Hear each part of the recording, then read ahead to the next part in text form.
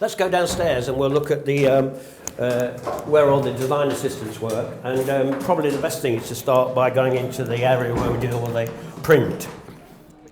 This was based on post-it notes, and but we do it in the different scales, so right up to the big scale here, so that you can see whether that one might work for a shirt, or it might be a lining of a jacket. These are all old books. I've got very lucky to have a big selection of old books, and we buy them sadly from mills that have closed down. I'd like to show you this one because it's particularly good.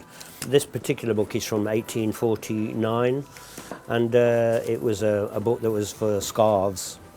But we can often take inspiration from these books. So we'd never actually copy the design, but we might take an element of it, which then might turn into a sweater or a scarf or anything really. I think it's so important to just be in fashion 100% or pack it in. Unfortunately, so many designers surround themselves with subservience, and they're in their little ivory towers, and that's pretty dangerous, because it's about somebody somewhere buying your clothes, and the first sort of 2 to 10 years of your career can be amazing, but later on, if you start to disengage with the people that are actually buying your clothes, then you might not be replacing some of the more mature customers with younger customers. The collection was based on this lady called Lady Lee.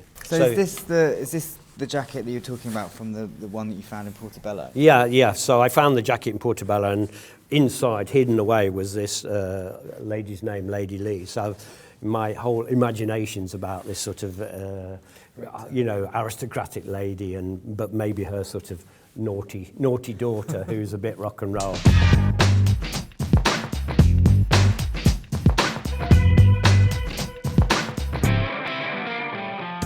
We've incorporated the yellow because often you saw the yellow worn as a waistcoat, and it's a pretty difficult colour to wear. But we're selling in 72 countries, and some countries they've got lovely olive skins and a really handsome sort of colour, and you can get away with it more. It wouldn't suit a very pale skin, but when maybe with a pair of jeans, and I love it with a pair of jeans. Yeah, I can imagine. A white t-shirt, or a polo neck, and it's quite nice having colour in autumn as well, isn't it? Well, that's what we've had a big success, especially in some of the other lines that you saw earlier, where I've done colour in the winter, including for men, and people have walked in and gone, wow, yes!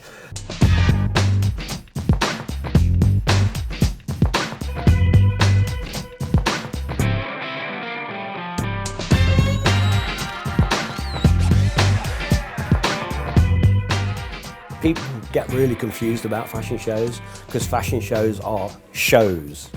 It's about catwalk. So if you actually had a show with the things that really pay the rent, everybody would be asleep, because, as we know, it's, the simple little black dress, the simple little black suit, the white shirt, it's very often the real things that help businesses survive are actually quite simple things, very classical things.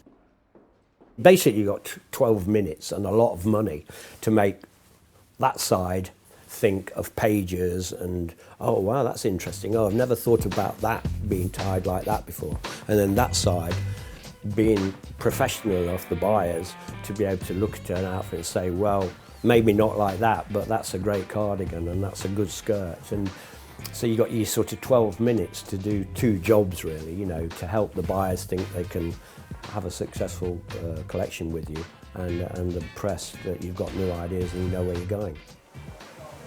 The great thing about London Fashion Week is the goldmine of talent, basically, and that's why I stay here, because I think, well, if I can bring a few members of the press or a few buyers that maybe wouldn't normally come to London, people like myself or John Rocher or Jasper or some of the more established designers, if we can bring a few buyers and press, then hopefully that will mean that they'll see some of the younger designers, and that will help them on their sort of stepping stone to success. So this is again a Norfolk jacket, but what I think it's got a real fun lining to it. So it's got the A horse. The Paul Smith signature normally comes through in the fact that there's always a very lovely lining and photographic lining, or a sense of humour, or a little bit of lace on the inside of the jacket at the bottom, or the buttonholes will be in different colours, or unusual buttons or something. So there's normally this little tongue-in-cheek sort of bit of fun hidden away. What's this, Paul? The Silly Room. This is the Department of Silly. Hello, how are you? Nice to see you. Come in. This is the Department of Silly. So if you'd like to walk down and have a look, I think we've got a very nice swan down there on the right. Basically, these are all things that we put in our shops that give an extra bit of fun to the shops. Quirky. Yeah, we got kitsch things, beautiful things, quite special photographs and paintings, but they're all just to add character to the shops, really. Do you want to be a zebra or a monkey? Oh, I think a zebra. Well, yeah, I think I. On that note, goodbye.